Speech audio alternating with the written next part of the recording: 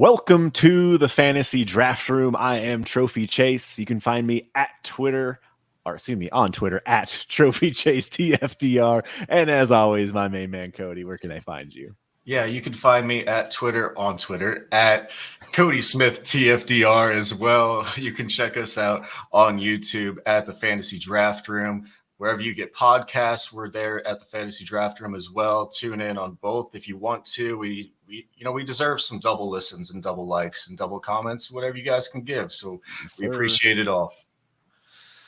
Well, we have a fun episode here this week. We've had a lot happen in the NFL. A lot of injuries, a lot of things changing in Dynasty. So we're going to touch on some of the trends that we've noticed, how to react to those or not overreact as many have been. It's been wild. So we're going to kick things off here. Let's start with the biggest thing. The RB5 went to RB1 and in that game, he was RB1. We're like, Breece Hall, running back one.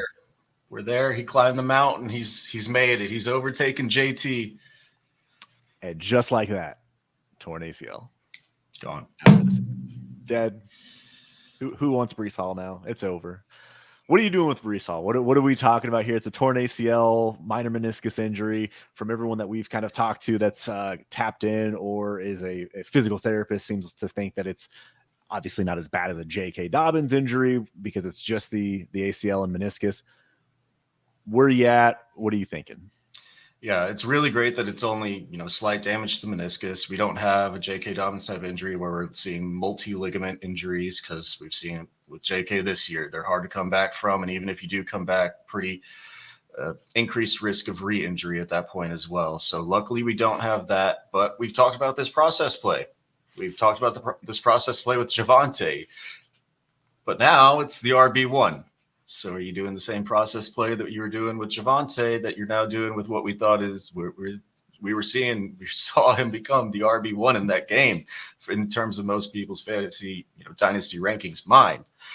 And so it's hard to still take that process play. And in most scenarios, I'm still doing it. I don't care. I'm still selling for the 23 first. I don't want it to be now. We're far enough into the season here in week 7 going into week 8 here, whenever this will drop. We're far enough into the season to where you should know where these firsts lie. And if these firsts project to lie in the back 9 to 12, I probably won't do it. I won't send it for literally any first. I won't spam offer it in every single league, every single first. I'm going to be a little bit more cautious with it. But most of these picks, especially if you're going to give me anything in the top 6, 7, Breece is gone for a first. I don't care anymore. Yeah, the singular first thing, it's still something because of where he was at in Dynasty and where even if you have him as top 3, he's still someone in Dynasty that you could ask for a first plus. I wouldn't get too crazy and say I'm getting 2 firsts for him because that's not going to happen. But if you can get a first and a player, first and a second, I'm asking for it. I'm at least going to try, but I'm willing to accept a middle of the first round of the 23 class and just get out. I mean, it sucks. It's the right process play. You got to take that draft capital that is a much more tradable asset and move it. And you can do a lot more with that. The only reason I would hold him is if I'm a rebuilder and my window is already 2 years out. I'm looking at 2024. I might be willing to hold that asset unless I can get the first and a second value. Because as we've seen with these running backs that come back, that most likely that's what you're going to buy back in at. So when Breece Hall's on the field next year before he plays a game, you can buy back in for a first and a second. You might even be able to buy back in at a first. So it's I'm still willing to hold that, wait for him to get back on the field because he did look really freaking good, man. Enough to put him up in that upper echelon of players where not quite BAM tier. We're not doing that with a running back by any means necessary. Not doing that with them, but super talented.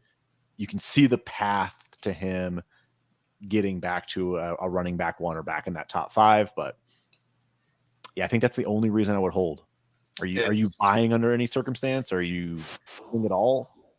I'm not really buying in pretty much any circumstance at this point because I can still pick that asset up later. I don't think the value is going to change much between now and a month out from the beginning of the season next year until we start seeing the hype videos coming out of, oh, he's back, he's training, he's making all the cuts. Then his value is going to start to rise back up. But until then, his value is going to be dead. And during that time, there's just a lot of things that can happen that can only be negative, where he can suffer setbacks. They can re-sign James Robinson, and now you have 3 running backs in the backfield. There's a lot of things that can happen here where not much good can happen, and his value is going to be steady or falling for the next probably 6 months, and it's not where I want to hold my value. I am with you though, where it's not a full sell for any first in any situation whatsoever. If I am one of those teams, and I have one of them that I just started the process on probably right now, where it's probably not even going to happen in 23. I've accumulated a couple of the 23 picks, and now I'm starting to accumulate the 24s because I don't see it happening until then. That's the league where I will go out and I'll try to send a first and maybe a small piece, first and back end, second, first and third, and I'll go pick up a Brees because by all accounts, he should be back next year. And although I don't expect the production to be back to the level that it was next year, I do expect it to be back in 2024 as long as he doesn't suffer any of those setbacks, and he could vault himself back up into that category. It's kind of the path that we've seen with Saquon here, where it's been the 2-year out. That was a little bit because of the ankle injury and other situations there in New York last year. But there's not many times where you just flat out tear an ACL and you come back the next year and you're locked and loaded RB1, RB2, RB3, right back and ready to go. Yeah, I think that's why you sell. You sell, you take that first and second. I think you mentioned it. You kind of know who's a playoff team and who's not in your league at this point. If it's a for sure, like, hey, this guy's tanking, like I would reach out, man. Like I'm reaching out to see if I can just send Breece Hall for a singular first where it's like, this guy's tanking. Maybe it's not Bijan, but maybe it is. And maybe that guy's willing to take, the risk on getting Breece Hall for a first. They're like, oh, well, that's a locked and loaded running back. Like he'll be back next year. He's rebuilding too. So I would try targeting those guys that are for sure non-playoff teams that you can get a top 5 pick, get yourself in the quarterback range, get yourself in the Bijan Gibbs range. That's what I'm looking to do if I'm doing a singular first. Otherwise, give me a first plus. I need a player, a young player that I kind of believe in that hasn't quite had the hype yet. Or look at 24, man. If I can get a 24 second, or even a 24 first and a 23 second. Like I'm looking at different options of what I can do to accumulate value for Breece at probably the exact same cost. Yeah, and it's a thing where it's very league dependent, especially on the buy side right now, right? Where a lot of your teams that are going to be holding Breece Hall, I mean, they probably just lost their RB1, RB2. Maybe they've suffered a couple other injuries, and they're already punting to 23. So a lot of teams and a lot of leagues, Breece Hall's not going to even be on the block, not even be almost a tradable asset, where they're still going to be asking for a 2 first price because they don't have any reason to ship him off right now for the first. And it's going to be a lot of dynasty managers' minds. I know it's not exactly ours, but there's going to be a lot of spots where he's not even going to be an acquirable asset. And hopefully you're playing in a portfolio where you can actually go out to other leagues. And if you are in multiple of those positions where you're in the 24 rebuild out, hopefully you can acquire there, because we're going to kind of touch on this a little bit throughout this episode of it's very league dependent upon where you can actually make these moves. It isn't just, hey, we can't blanket statement everything and say, hey, go out and buy for a first and a second, sell for a first and a second, because every single league is only dependent upon what the 11 other people in your league value that player at. And so it's a thing that we have to remember moving forward, where these blanket statements just really, as much as it's your general fantasy advice, you have to know your own league. And I think that's one of the major takeaways from this and every situation like it. Absolutely. You have to know your league. And if you don't, you need to get to know them. Follow along with what's going on in chat, reach out to these people, figure out where they're at with certain players, figure out, if someone loves Breece Hall, you're probably going to see people overpaying for Breece Hall right now and sending off 2 firsts just because they love the player so much. But it's going to be far and few between. That's not what we think is going to happen in the average league. And that's why we say, hey, this is about where we're at. And if you can't, like, that's our minimum as well. Like if I can't get the 23 first and people are only offering me seconds and kind of, Brian Robinson type players, I'm holding. I'm going to make sure I get what I want, because I do know what Breece Hall is. And I do know as soon as that hype video comes out of him running and playing, we're good to go. So any last things you want to touch on Breece before we move forward to our next injured player? No, I think the only thing I have to, a little bit of worry about Breece, you could see, especially with next year, they did just bring in James Robinson. So he's on the last year of his contract. But if he shows out this year for the rest of the season and they want to re-sign James Robinson, I don't think it's likely to happen. But there's a scenario where, they have Michael Carter, James Robinson, and Breece Hall all in 2023. It's just a little added factor of a little bit more of risk for playing for 2023 if you think he's going to come right back off the ACL and be a top 10 contributor for your team. Yep, I'm fully with you. So let's get into one DK Metcalf. Patellar tendon injury. Doesn't sound like it's a tear, if I'm not mistaken. Probably not a tear. We just don't know anything because it's Pete Carroll and he's awful. And he's probably what keeps injury analysts awake in their sleep at night and haunts their nightmares, the absolute worst for them. And we wish we could know more, but from what we know right now, probably out a couple weeks. He's saying he could even play this week. Thanks, Pete. We can hope on that. He won't be IR eligible ever. He won't be out eligible, because if your league does allow IR players to go on, he's just going to be questionable throughout the rest of the week for no reason, because it's Pete Carroll. So thank you for that one, Pete. But outside of that, no, we do think he's probably going to miss like 2-3 weeks would probably be my guess right now. I've heard 2 to 4 weeks is kind of the time frame that we're looking at with DK. And from everything that I've understood as well, from the people that we know that are in the physical therapy range, they don't think that this is a long-term thing that, is going to plague him throughout the year, which is a good thing, obviously. So for me, this is a buy the dip opportunity on DK Metcalf. He's not necessarily a player that is going, to be a top 10 wide receiver like we had hoped after we saw, that season with Russ. Gino's been super efficient. You do want DK, but if you can get yourself a DK share on the cheap, I'm willing to buy him. Given this, specific situation, obviously team dependent, things like that. What are you doing? Are you selling DK? Are you holding him? You want to buy him? So my initial reaction whenever I saw the injury was to buy. And I kind of looked at it as I was going through the process, though, and I saw really he's still, I think he was after week 6, wide receiver 22, 23. And I started thinking about it. And I'm like kind of like you said, Gino's balling out. So Gino, I think, has a good shot to be the quarterback in 2023 for this team. And if Gino's the QB, I don't see anything changing with Pete Carroll. I don't see anything changing with the offense. The team's winning games. There's no reason for anything to change. And if that's the case, why do I really want to buy DK Metcalf at the wide receiver 22 type of prices? Because I don't think I'm getting a discount past other guys in that range right now. And I don't see him really being able to vault himself back up into the top 10 wide receivers like he was, year and a half ago. So it started to be I wanted to say it was a buy for DK Metcalf for me, but I think I'm actually just going to pass. I don't have him. I don't think I actually have him anywhere in any of my leagues right now. And I don't think I really want to go out and acquire on this dip unless I can really go out and buy a low dip from a contending team that just needs some other points. Like I can go send a wide receiver in the same range, in that same 22 to 30 range. Then I can go buy DK Metcalf. I think I'd be okay with it there on a team that's not contending. But it's few and far between places where I really want to go out and buy DK Metcalf right now.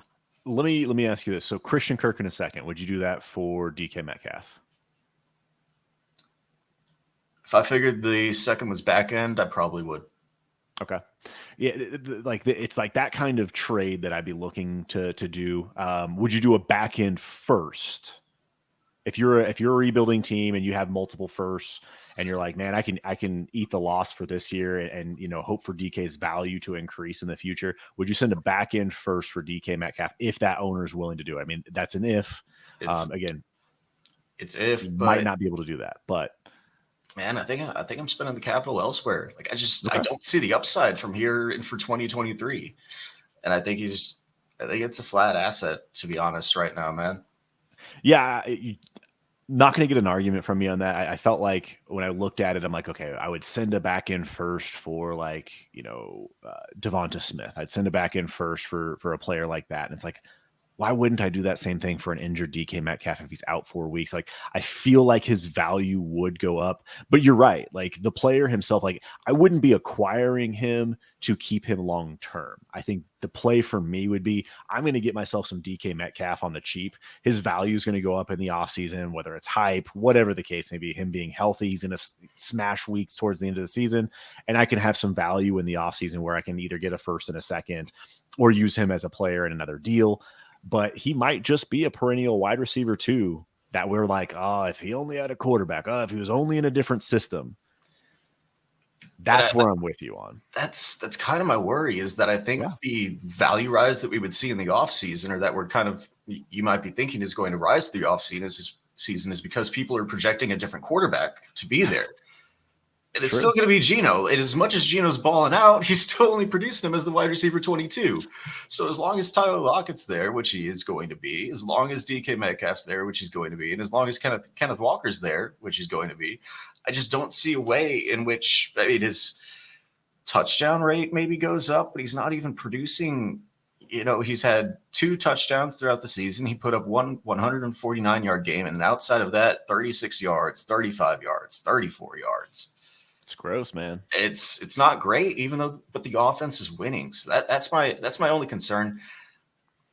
You get me into sending a 24 first that I think is on a man, but even then, like, it has to be a contender team, and then I don't know about that one either. Damn, trying to predict a contending team 2 years out, like it's Yeah, I mean but it's a fool's errand, but yeah, DK Metcalf's probably just a player, in majority 95% of situations I'm probably just avoiding.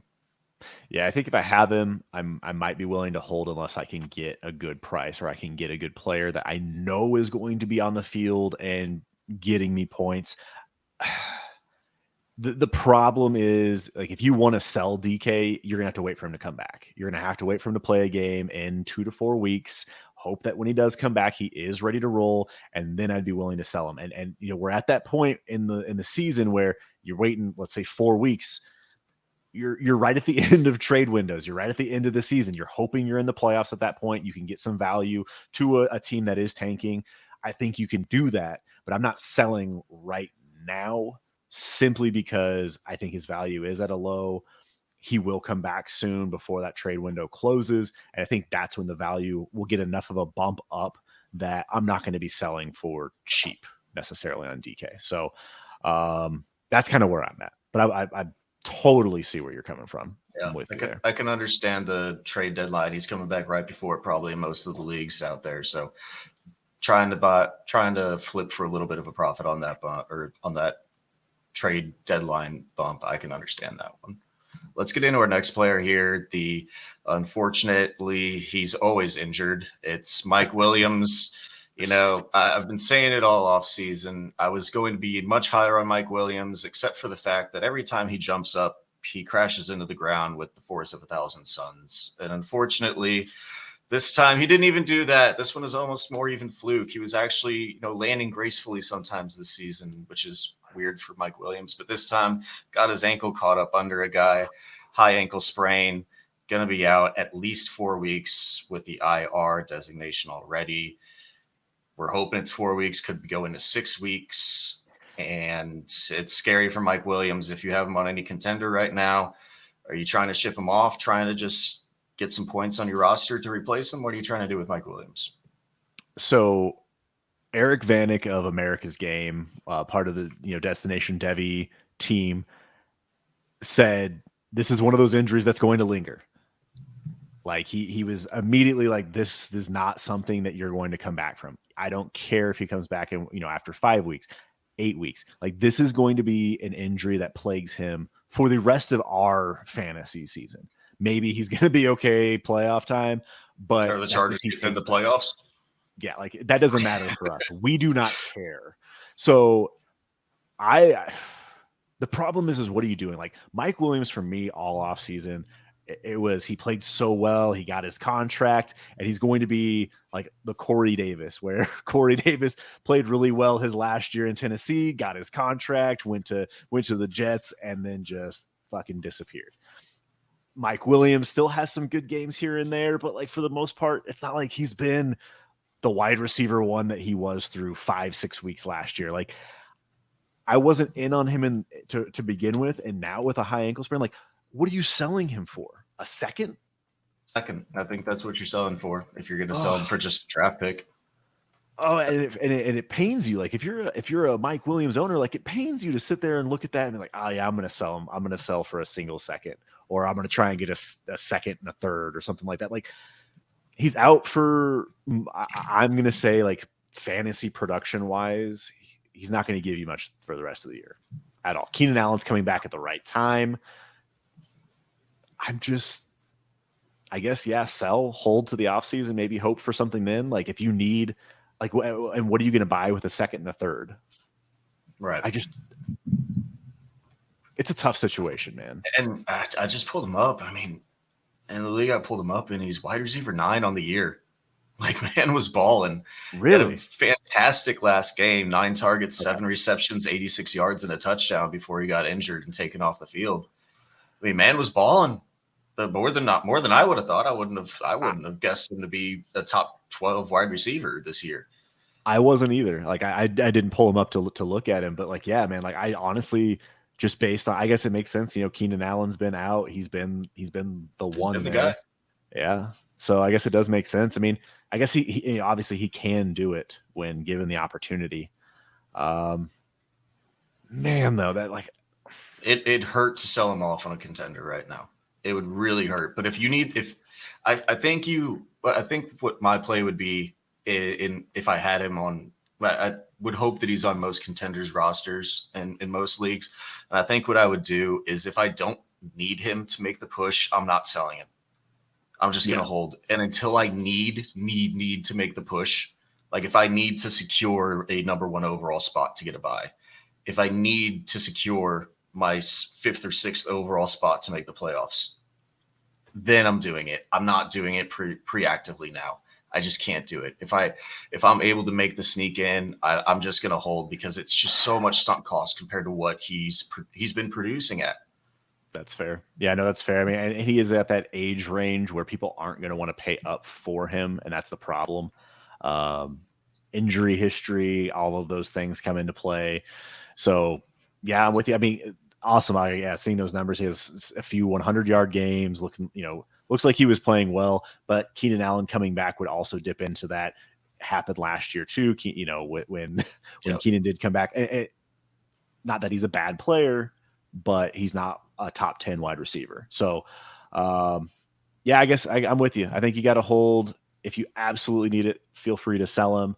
Otherwise, if you're a non-contender and you're holding him for next year, good luck to you. Yeah. I mean, maybe find a contender that's willing to buy and you can get something, but get out on Mike Williams when you can, in my opinion. Like wait till he's healthy and get out on him. Any first you're out, right? Oh, for sure. Yeah. Okay. Easy. Just wanted to put that one out there just in case. Like if you want to go spam that in some leagues where you have them, just go spam that now because you can get You give me 2 seconds for Mike Williams anywhere. I'm pretty sure I'm gonna think real hard about that. I'm like it feels gross, but like I think I might do that just to get out on Mike Williams. But that's just me. I think so too. Let's move on from one high ankle sprain to another high ankle sprain. And we're going to go over to the Browns, David Njoku. We just saw kind of like the Breece Hall rise. We're seeing David Njoku rise at the tight end ranks. We finally have another guy. TJ Hawkinson isn't the guy. Waller isn't the guy. We need another mid-tier tight end guy. David Njoku was coming through for us, and high ankle sprain. He's out. Multiple weeks, hasn't landed on IR yet that I know of, so he could be back within 3, but he's probably still within that 3 to 6 week time range. Unfortunate for David Njoku.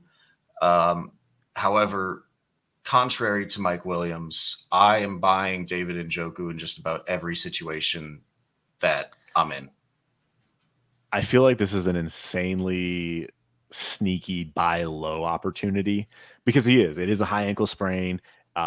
Projected out same kind of time frame, 2 to 5 or 2 to 6 weeks. I mean, it does vary, but he's a guy that runs routes. Like, you're going to be putting pressure on that high ankle sprain. I don't think it's as severe as Mike Williams. So it'd be something that if someone is willing to sell me David Njoku, I am going after him. I have zero problem. He's PPR tight end 4 this year. He was signed. He signed that big deal. Everyone kind of was like, "What the heck?" Like, they didn't use him last year. Why are they all of a sudden going to use him? Haven't used him for like 3 years, right? Like, and they're just like, "Oh yeah, we're gonna make sure we give this guy the bag." And you're just like, "Okay, like there's got to be something to this, right?" And they finally started to use him, and you started to see the targets and the target share that he's getting. And this is without Deshaun Watson, so the upside is there for a guy like this. And if I can go get David Njoku in a league, what are you paying? Do you think you have to give up a first, like multiple seconds? Maybe give up I mean, you might even be able to do like a Gesicki swap right now. I don't think you're getting Gesicki swap. There's some Gesicki hype because he's had some damn good games. But I think there's been enough stink on Gesicki that he's going to take a little bit longer to bounce back from that one. He's going to have to show a little bit more to the Dynasty community to bounce back from that one. But what are you paying? Njoku, I'd pay 2 seconds. Okay. I don't think I'm paying a back end first though yet. I'm not paying a first because like 23 first, we're projecting into that class. Am I taking Michael Mayer with a 23 first? I'm not doing that. Like, I don't think he's a first round pick. Now, I know that's because tight ends take a little while to develop and we don't know the spot yet and everything like that. And David Njoku has shown us. I mean, he was PPR tight end 4 before he just got injured right now. But I don't think I can send. I can't send a first for a guy that's hurt, and I'm going to be out on. Man, that's a bold bet if you're going to make that bet to carry into 2023 and still produce at a tight end 4 level. Because if he does produce at tight end 4 levels, it's worth it. Oh yeah. So I guess that's been the fun question that has been discussed quite a bit is George Kittle for David Njoku. And people were happily sending George Kittle off for David Njoku. Yeah. So why not send a back end 23 first? Like, as I think about that that play, because like Kittle's worth the first, right? Like, he's still worth the first. He's injury, he gets hurt all the time, but when he's on the field, man, the dude smashes. He probably is, and that's probably just your bias that you've been playing with over the last 3 years of saying, hey, George Kittle is obviously worth the first. He's worth the first plus. Yeah. And in all reality, he's definitely not anymore. And in my opinion, unless you're in, those heavy tight end premium leagues, especially if you're not in tight end premium, he's definitely not worth the first. For sure. If you're not in tight end premium, then never mind. Yeah. So, if you're in that tight end, heavy tight end premium, I think you can send that 23 first then. I think you're on the right process with that one. It would hurt. Man, is that the way you want to use your 23 first though? If you're a contender right now to buy on an injury dip? I don't think you have to. I think that's the big thing with Njoku. Yeah, send those seconds. Yeah, do try and find a tight end that you have on your roster, pair it with a second or a third. Like, explore options to get David Njoku though. That's where I'm at right now.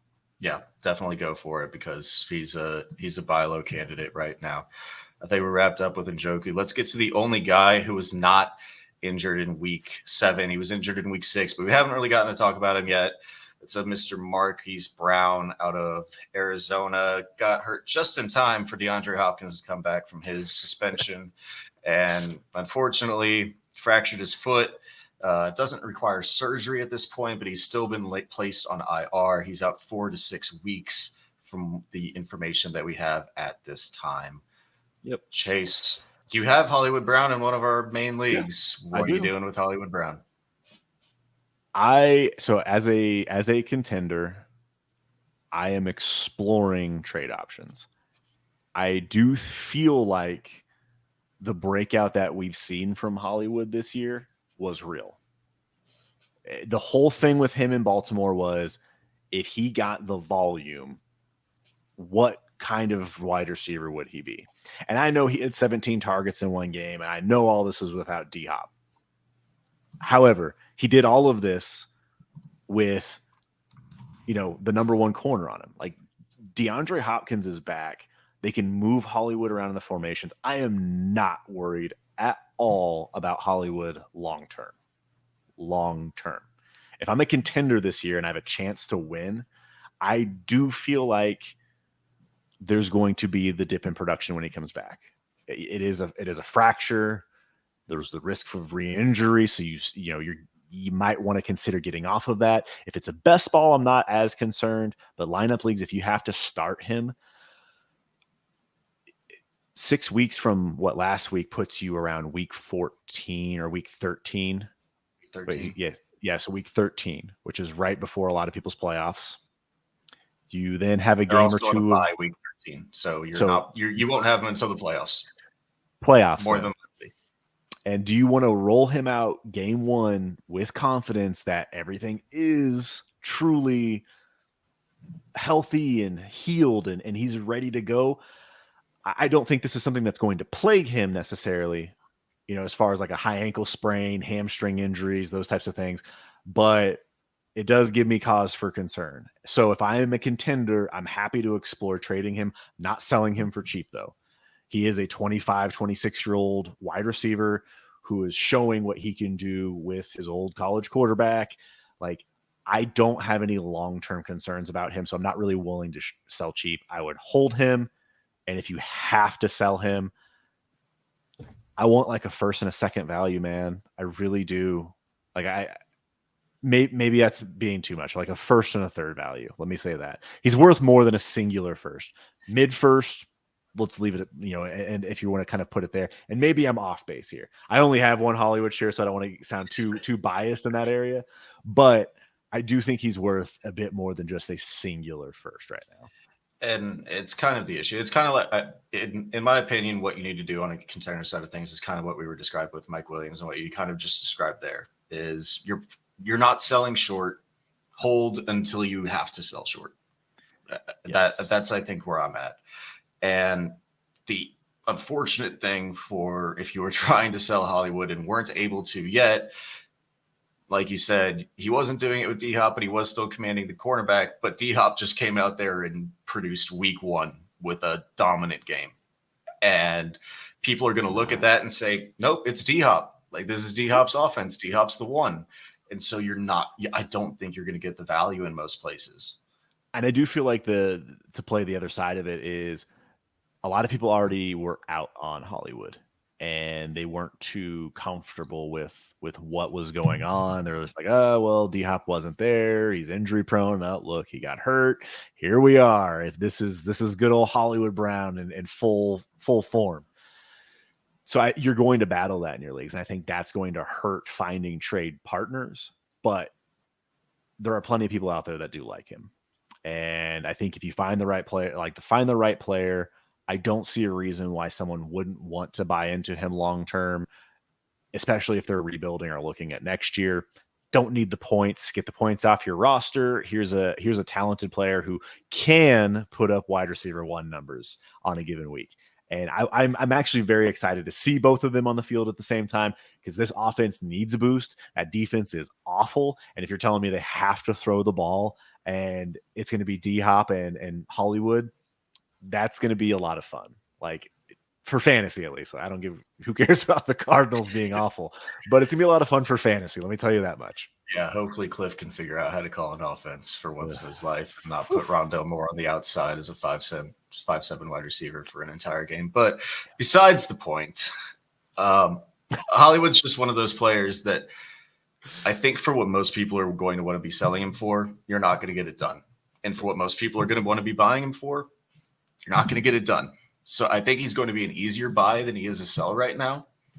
And in most of my league, if I'm in any league where I'm not contending right now, I'm going to inquire about Hollywood, because if somebody's in that position where they're willing to sell short, a little bit shorter, sell for that singular 23 first, then I think I'm willing to go out and buy.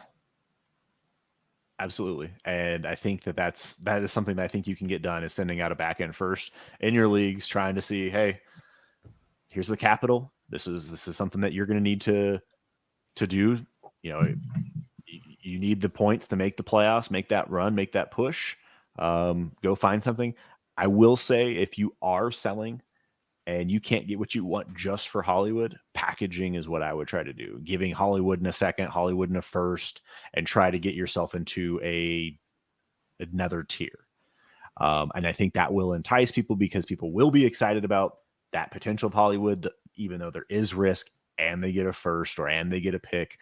That would be enticing for some people. So explore those options, send out those trades. That's kind of what I'd be looking to do if I had Hollywood and I can't sell Hollywood for what I want. Yep. Think that wraps it up. Yep. Let's get on to our last guy here, and this one's really just for me. Fan favorite. Fan favorite. Eric from America's Game Pod got me on this one. Daniel Bellinger, man, he was another breakout tight end that I was so excited for. I have him in like 4 of 9 leagues or something like that. And just freak injury, hand through the face mask, fractures his orbital eye socket, and just down on the field, stretchered off, blood just rushing down his face. One of the more gruesome non-break, I guess he still broke his orbital bone, but man, one of the more gruesome injuries I've seen in a bit, where it's just blood pouring down and everything like that. But unfortunate, may not even play again this year, out 4 to 6 weeks. Just unfortunate for Daniel Bellinger. I thought I had to put him on as, send him off on a nice farewell for either the IR or, but if you can, man, we love the talent. We loved what we saw on the field. So if you can just go throw a back end third, a fourth, or some Alberto, go throw Alberto, because Alberto ain't playing right now. Go throw somebody the hope of Alberto that he gets traded, and go pick up Daniel Bellinger. Yeah, I think he would be a good guy to target in any just random throw-in piece at this point. Don't go out there necessarily like, oh, I want your Daniel Bellinger, like, tight end for tight end or tight end plus. Like, that's not what I'm doing. But if I have a wide receiver trade and I'm looking for a little bit of a plus, I'll throw in Daniel Bellinger and try and get him on my rosters for the future. Because he looked good as a rookie. They were giving him opportunities. He was excelling in that role, and he was the clear tight end 1 on that team. So not sure he's going to be a top 3 tight end, top 5 tight end in Dynasty, but he's going to be a solid, I think, starter week in and week out, especially with the, true god awfulness that is the tight end position beyond what Kelsey and Andrews. You have Pitts, but he's not doing anything either. No. So probably better than Cole Kmet, better than Irv Smith, better than every other one of those guys throughout this year there. Tanner Hudson, backup, go pick him up. Yep. He's the next man up. So go pick him up. I figured I just wanted to throw him in there. Let's get to our second phase of this episode, though. And I went on a little bit of a tirade earlier today. Yes, you did. It's been annoying me, man. The Dynasty community, I've been listening. And listening to what people are saying, the trades that they say they would do, the people that they're high on, the people that they're falling on. We are a goddamn fickle bunch of people. 2 weeks, 2 fucking weeks is all it takes for people to just be over the moon goddamn high on people. And just out of nowhere. And it is especially bad with these young players, these rookies, these sophomores. They are guys that just everybody, it's the thing of hope. It's the thing of hope of what they could be. It's the thing of, oh, they're just starting. They can get so much better from here. They can be the next Jonathan Taylor. They can be the next Breece Hall, even though nothing in their profile is showing that. Nothing in their situation is showing that. They put together 2 good weeks, and now we want to vault them up into the top 12. It's wild, man. Fickle bunch. Let's get into these players, though. I know I could go off for a while. Let's get into the individual players who have seen these meteorizing, meteorizing. I don't know what this word is. Rising. Meteoric. Meteoric rises. There it is. Meteoric rises. It's meteoric rises. The George Pickens experience. We saw this in preseason. He wasn't even playing in an actual NFL game. What are we doing, people? In preseason, I know he's produced well as of late, but let's just take a little time travel back to preseason. Whenever he was balling out, whenever Kenny Pickett was the backup yet, he wasn't even playing with the first team, and he was just catching balls in preseason, putting up big numbers. I don't deny that. But it's preseason. What are we doing? What are we doing? So we're going to use KTC value here to see where these guys have started, where they've risen to, where they've fallen to. George Pickens comes in his preseason peak whenever everybody was at their highest point with him, wide receiver 21. He comes into the first 2 games, 3 targets, 2 targets, 1 reception in both games. What is this from George Pickens? He sucks. Dead. So he goes into wide receiver. He goes into KTC in week 3, wide receiver 36. Drops 15 positional wide receiver points because we haven't seen any work over the first 2 weeks. This is a guy that we were high on from 3 weeks of preseason all the way up to 21. 2 weeks of regular season, dead. Don't want anything to do with him anymore. He's wide receiver 4.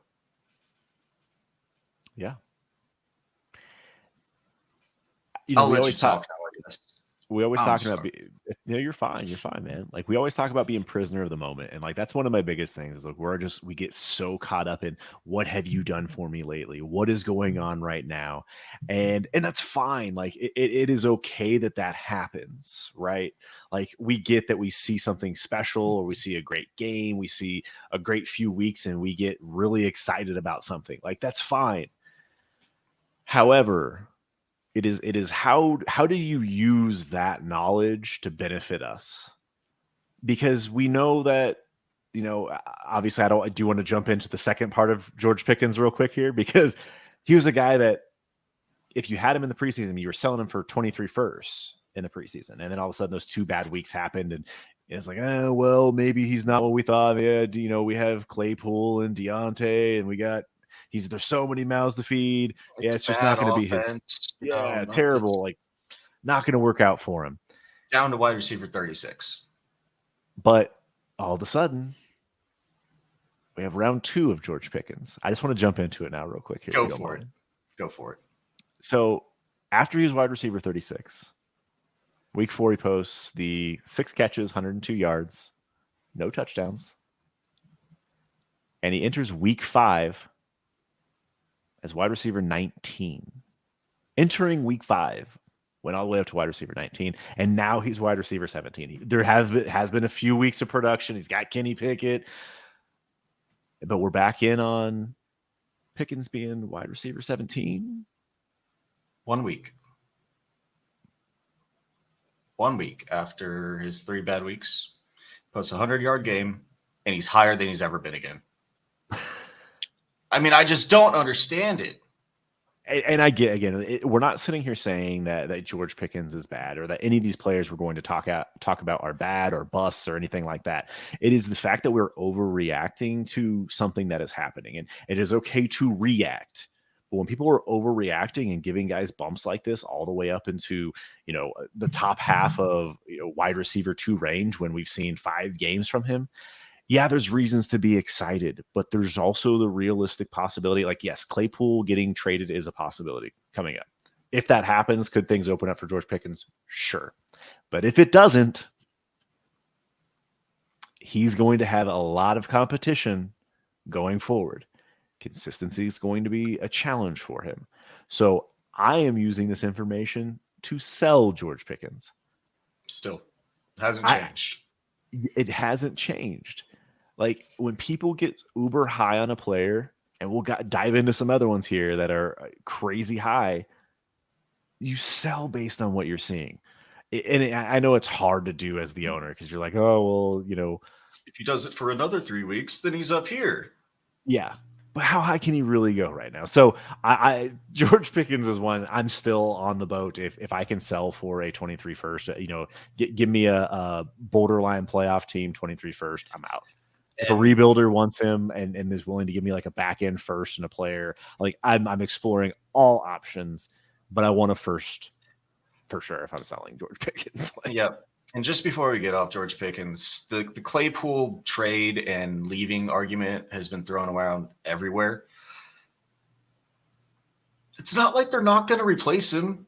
It's not Calvin Austin, who just, I think, got put on IR. It's not Calvin Austin who's going to be replacing him. Like they're going to bring in somebody else. They're going to draft somebody else if they don't. Like, it's not just going to be the only two of them in the receiving game. Like, even forgetting that, I don't even care if they do trade Claypool. Like he's still going to be the two. Like people saying that he's going to overtake Deontay Johnson. I don't see that happening this year. And I mean, yeah, he can get some targets, and the opportunity will be there for him.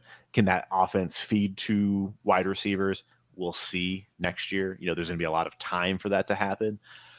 But man, I'm not going out and buying him. I'll tell you that right now. I'm not going out and buying George Pickens. Like that is one I will. We can stop the George Pickens talk for the day. We've had it. We've kind of got it into it a little bit earlier, but yeah, I'm using that piece. I'm packaging that piece. If someone loves George Pickens, yeah, they're out there. Find him in your league. Find out who loves George Pickens and trade that man George Pickens or woman, and make sure you get George Pickens off your roster. That is what I am doing. Not because he's a bad player, because it's the right play. Maximize that value, and if you want to buy back in later, you probably can. There will be a buy window. As we've seen, there was already one buy window for him. So already one where he drops the wide receiver 36 in KTC value. So again, reemphasizing your point, we're not saying these players are bad. These players typically are very good. We just don't see the elite top 3 wide receiver, top 5 wide receiver potential, or at least we're not jumping to that conclusion after seeing a couple of weeks of production. And this next player, very, very good wide receiver. I will actually still go out and buy this player in some scenarios. I will still go out and buy him. However, we saw Amon-Ra St. Brown get tanked throughout the offseason. And I'll admit, I was one of those people. I was not as high as I should have been on Amon-Ra St. Brown. Those targets were earned. They were not just given to him because of the lack of options there. So he comes into the season on KTC at wide receiver 29. Balls out weeks 1 and 2. By week 3, he's entering week 3 as the wide receiver 7. And even before week 3, a day before week 3 started, he was the wide receiver 6. Just the wide receiver 6 after 2 weeks. Now, I know what we saw last year. We just saw 2 damn good weeks. Yep. But take a step back, ground yourself, and say, what is this offense? It's the Lions, and it's Jared Goff. We got way out over our skis on this one. We were saying the Lions were a playoff team. You remember that time in history? That was 5 weeks ago. They were, and they might still be, but they were the number 1 offense in football. Their defense is awful, but they were the number 1 offense, and Jared Goff was leading that charge. And things do change quickly. And so he obviously got hurt, had his little ankle injury, had the concussion last week, or he got taken out for concussion protocol, and he did not technically have a concussion, so he's supposed to be playing this week. Anyways, he's now at wide receiver 11. So the value has come back down. He's still a very good player. Like you said, he's still someone I'm willing to acquire and go out and get. But there's always, it's just like the stock market, man. When people get super excited about something and it blows up, and AMC and GameStop and everything just starts skyrocketing. Like, this is what happens, is it comes back down to where that normal range is. And Amon-Ra is still a guy that I do feel like could be a warp difference maker in the future. I do think that They need a quarterback change. Goff did well early on. We'll see if that can continue for a full season. But what are you doing if you have Amon-Ra? I've heard people saying that they're fading him, and I feel like that's not the thing to do. I feel like that's a bad fucking move. But what are you doing with Amon-Ra? You said you'd be willing to buy him. What do you think you can get him for right now? I think you can get him for a guy we're talking about in a bit. Okay. You can get him for Olave. Would you want to do that, though? Would that feel like a lateral move? Or do you feel like... It'd be lateral. I definitely want... I want the addition on my side. Whatever the addition is. If I can get Amon-Ra in any second for Olave. Would you do a back end first and another guy we're going to talk about, Jahan Dotson? Back end first, Jahan Dotson. That one's... I honestly think if it wasn't Taylor Heineke, I probably... Oh, man. Then I'm saying Carson Wentz is good. You're acquiring Amon-Ra for this, though. Oh, so I'm acquiring. Would you give that up for him? A first and Dotson to get Amon-Ra? I think I would. Yeah. I would. Yeah. And talk about a transition into it. Like, Jahan Dotson. Yeah, hopefully you sold this man at his high. I did. I know I did. I sent off Jahan Dotson in a pick, and I went and got Drake London. And I know Drake London, this year isn't necessarily something that I'm looking at his production. For me, it was a long-term play. But, like, that was my move, and I capitalized on it because they were so excited about what Jahan Dotson could become. He came into the season at wide receiver 39. He had, 4 games. He had 4 games.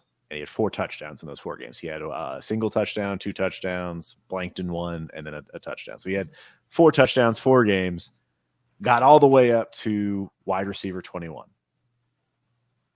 Wide receiver 21. And obviously the injury happened, dropped back down to wide receiver 32. There's buy windows on all of these players. I'm not saying he's a bad player, not saying anything that I wouldn't want to acquire him at some point, but like, hey, I can go get him right now, and I'm probably pretty sure I can get him for cheap just because he's not healthy. So if you were able to sell at wide receiver 21 value, or sell on the fact that, this guy's going to only excel from here, and it was buoyed by touchdowns, and his production was buoyed by touchdowns, I was done. I was looking for every opportunity to sell him when I could. Like, this is what I don't get. Came in at wide receiver 39, produces the 2 good weeks, has 2 bad weeks, one in which he's hurt. Yep. So he's really only had 1 bad week, because I believe in the game he got hurt, 59% snap share. In every other game, he was above 85. Yeah. So he obviously did not play that full game. Not going to discredit him. And he even got 13.3 points in that game. So had a tutty. Served you well. But now that he's hurt, just because of how, again, fickle is my favorite word to describe what we are right now. All that he is hurt. There's nothing that's saying he can't keep elevating. That's going to be the argument that was being said 4 weeks ago. How has that changed? Because Taylor Heineke is the quarterback instead of Carson Wentz?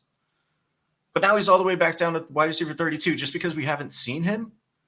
Nothing has changed. In my mind, unless you really want to give me the argument that Carson Wentz is a much better producer in terms of Jahan Dotson's value, then I don't see any reason why this has changed from where we were 4 weeks ago, because he's still a rookie. He still has all of the career ahead of him, still has all the upside, still has all of the room to continue to grow and produce. Why is he almost the same as where he was just because he produced for 2 weeks? And if somebody can explain that to me, please do. Please go in the comments. Please explain to me why this is, because I can't understand it. And again, it goes both ways. People perform, we pump them up. People don't perform or aren't on the field, and we forget about them. And again, it's just being prisoner of the moment. And Jahan Dotson, I just don't project to be scoring touchdown every single game. So for me, it was like that was my window to sell. I am happy to go try to buy back in at this moment in time because he's hurt. People don't care about him because he's not on the field. Like, go out there and try and acquire him. But to be honest with you, I right now with that quarterback situation, like, you're gonna have to hold him. Again, it's not something necessarily like Jahan Dotson's not something sexy where it's like he's gonna be a warp difference maker. So if I have him, I'll wait till he gets back on the field. I think he's just gonna be a wide receiver 2 his whole career.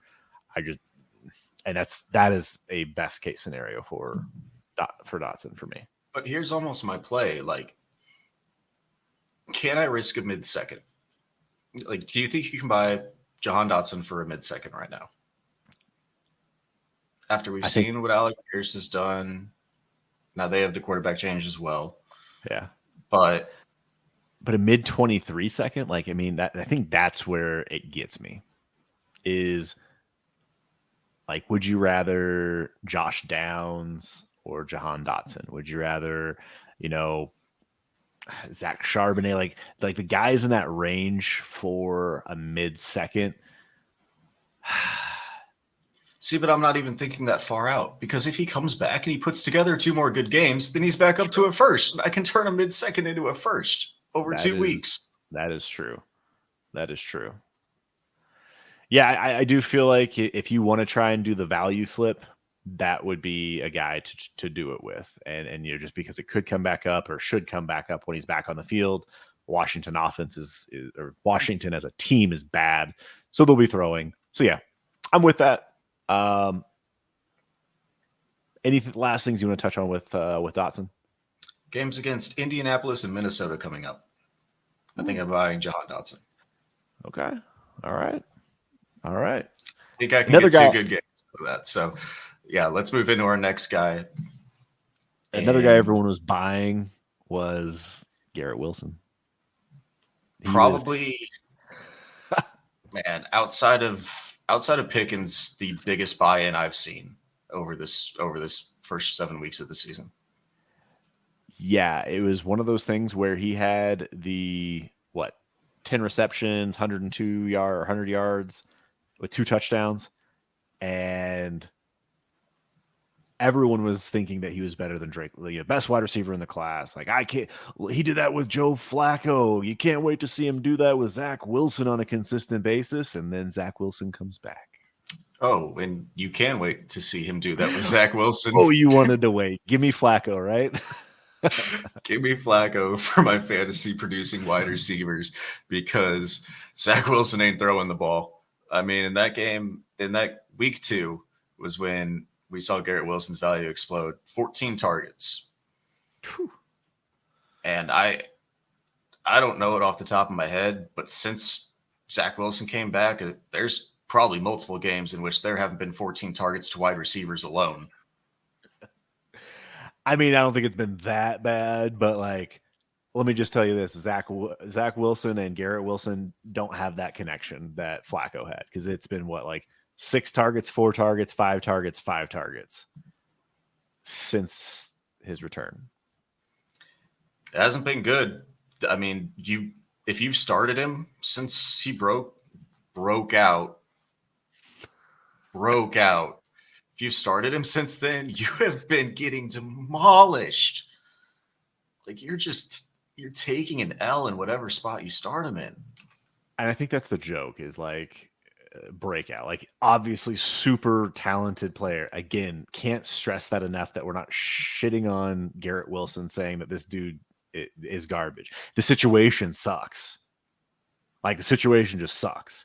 Zach Wilson is going to game manage the heck out of the Jets. They love to run the football. There will come a time where we're actually going to see what Zach Wilson is, because they are going to have a negative game script, and Zach Wilson's going to have to throw more than 20 to 25 times. So far, he hasn't had to do that. There hasn't been a lot of pressure on him to perform, and that's good for the Jets. They're winning. Bad for fantasy, because Garrett Wilson isn't getting targets. And if they do spread the ball around, I mean, they have Corey Davis. I know his injury, but they have Elijah Moore, and I know there's drama around that one, but they still have Tyler Conklin, still have Michael Carter. They love throwing to the running back. Man, I will still buy Garrett Wilson. The point being with all of this is he came into the season, at wide receiver 30, got all the way elevated after his boom week to wide receiver 13. 1 week. 1 week, one game. He is now a wide receiver 19, so it's come back down to earth a little bit. But I think there's going to be a buy window all year for Garrett Wilson, man. And we talk about it all the time. Like there's buy windows for players and sell windows for players, and you have to know when to take advantage of them.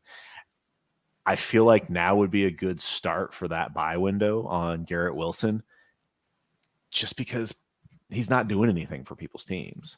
And if someone does need production, being able to give them a producing player, I feel like you got to make that move, because I think Garrett Wilson has the tools and the talent to be a difference maker, but I don't think it's going to happen this year in that offense. And we'll find out if ever that's a possibility. Now, I would say same process over the next 2 weeks. Normally, this sounds horrible. They have New England and Buffalo. But, I mean, we just saw New England give up like a career game to Justin Fields, so maybe they can give one up to Zach Wilson too. I don't know, but I don't think the floor is there for Garrett Wilson yet. But yeah, I'm starting to get interested in the potential buying of the dip, because if he keeps producing like this for another couple weeks, finally, you know how we're fickle. We're gonna keep being fickle, and he's gonna drop to like wide receiver 36 because he hasn't been producing, and we don't care. We don't care what our priors were on it. We're gonna start everybody's gonna start going to the excuse of, oh, it was only Joe Flacco.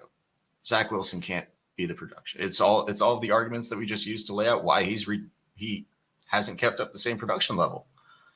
So if he keeps not producing at that, and if I'm on a rebuilding team playing for 23 late in the season, I'll go get me a Garrett Wilson. And if he pops off at the beginning of next season, late this season, then I can go flip it again whenever he rises back up to wide receiver 17, because he put together 2 more good weeks. Yeah, he is definitely one I'm willing to buy. I love the talent, hate the situation. So hopefully that does change, or hopefully Zach Wilson develops and grows and they open up that offense, because you see what Debo does in San Francisco, similar style offense there in New York.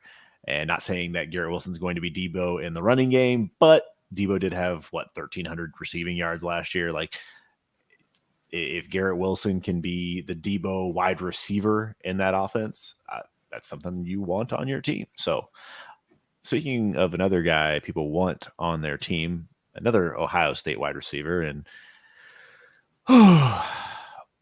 one that hurts my head to talk about at this point, is Chris Olave.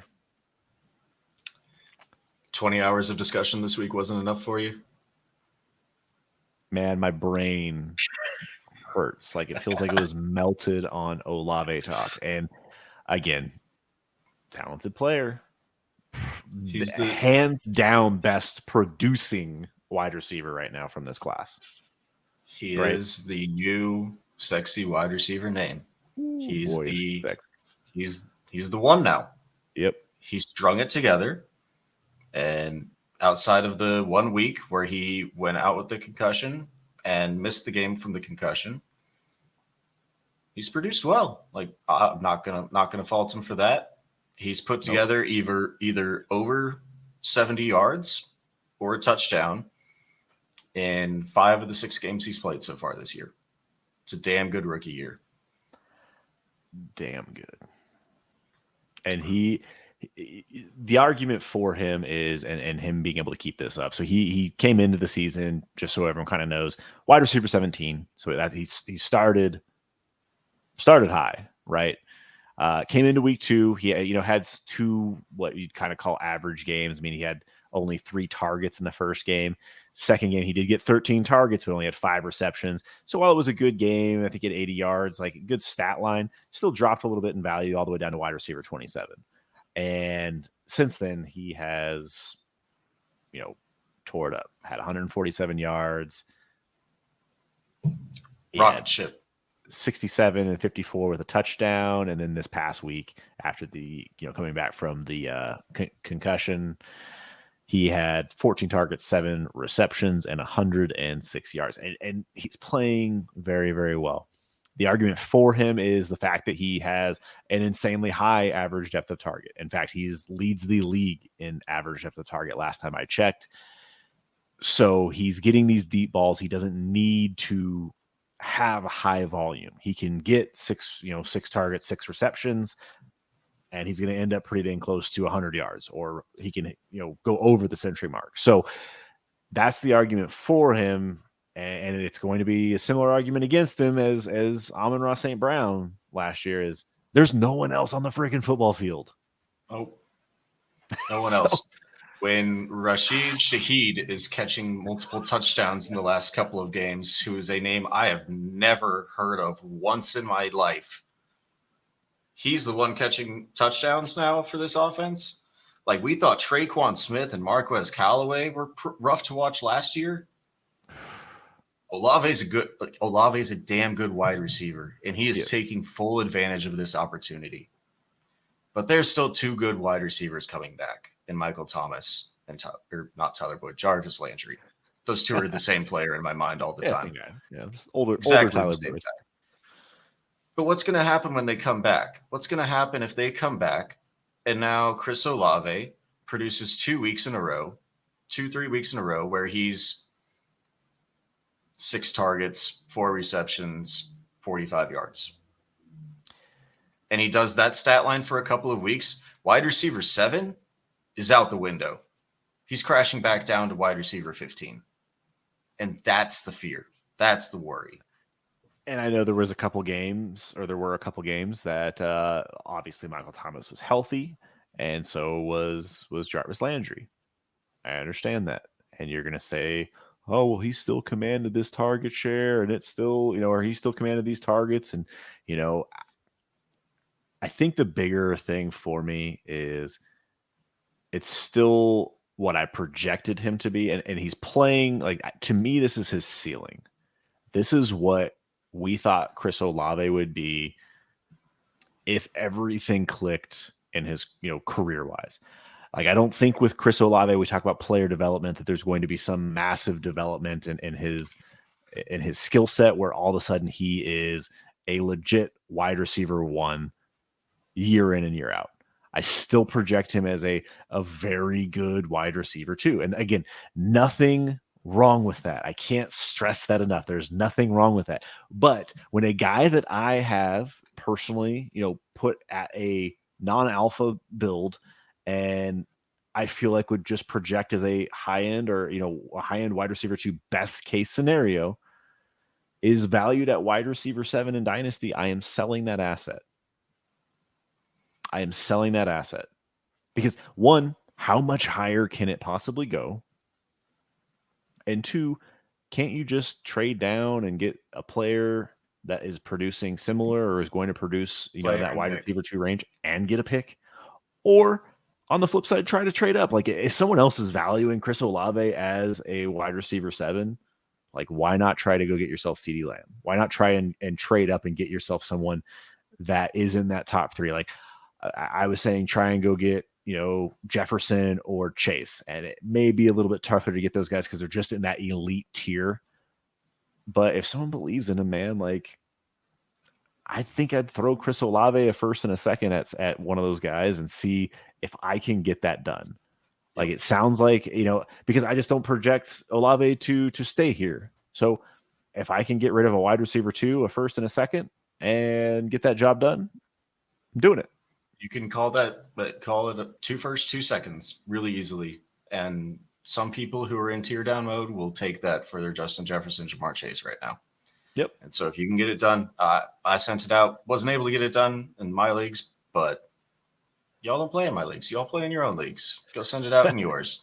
Go spam people's inboxes with those, because don't try to, I don't think it's not an offer that you could just like blow away as like, oh, that's a ridiculously low offer. I would never even consider that in my mind. I think It's a little low, probably, for what I would want to send away one of those guys. But if somebody has the faith and conviction in Olave right now, I could see somebody doing it. So yeah, go send it out in those leagues. And one more guy that we want to get into here before we get out of here, I know we're running a little bit over, is Kenneth Walker. We've seen a rise out of Kenneth Walker. Wasn't like these other guys where they've been producing, just on their own and stringing a couple good games together. Did unfortunately see the injury to Rashad Penny, broken ankle, and Kenneth Walker has to come in and take over the lead and workhorse role. Came into the season as running back 19, and then in week five, so he hasn't done anything for the first 4 weeks. Comes into week 5 as the RB20. That's the game that Penny gets hurt. Comes into the game in week 6 on KTC value. He's the RB7. So from 20 to 7, just because of the injury. Had 88 yards and a touchdown in the game where Penny got hurt. So even then, good game. Good game. Even then, good game. So he's already shown us something. Then he puts together another good game. Again, not taking away from anything he's put on the field. Been damn good. Love watching this man run. Yep. Goes into week 6, puts up 21 for 97 and a touchdown. RB3. It's the RB3. And I believe this is before Breece Hall just had his injury, right? Yes. No, this is his current. This is his yes. current. This was after he he just dropped the 23 and 168, and so 23 carries, 168 yards, and I think that's what put him up at RB3. Yeah, that's the 3. But still, I mean, again, it's a meteoric rise. Yes, the opportunity will not leave him. I think that is the thing with Walker, where like I am not worried about the value moving and him like all of a sudden crashing down to like, oh, he's going to go back to running back 20. I don't see that in the range of outcomes. Not going to happen. He's going to stay up here. But what I'm doing with any running back that all of a sudden is in that top 3, top 5, sell him and move on. Like, not saying to just take a singular first, but sell that value, man. Like, he's RB3. Like, RB3. You're not selling RB3 for a singular first. That's like 2 first plus. Man, like, you can down tier off of like Kenneth Walker. I mean, you could probably get freaking CMC, but you can get Damian Pierce in a first. You can get Nick Chubb in a first. Like, you can get all of these players and a pick, get similar value, or similar production, and something else on top of it. And yeah, man, like the big thing for me with running back is we always sit here and say, oh, he's so young. We're going to have him for 5 years, 6 years, 7 years. It's like, hey, you keep telling yourself that. We've seen the plethora of injuries at the running back position. And that's what happens, man. Like, are you comfortable as Jonathan Taylor going into next year's RB1? Like that's the question you have to ask yourself. Like, this is just now, Jonathan Taylor locked and loaded RB1. One injury, not even season ending, and we're already going into 2024, like 2023, and then 2024, definitely not, because now he's way too old. So like, you have to put yourself in that mindset where like, you can say you're getting that for 5-6 years, but it's just not. It doesn't happen like that. You don't hold that value for that long.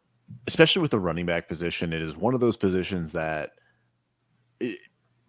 Javonte out for the year. When we saw what happened with Dobbins, when we saw what happened with Akers, with ETN last year, like all of these guys got hurt and their value tanked.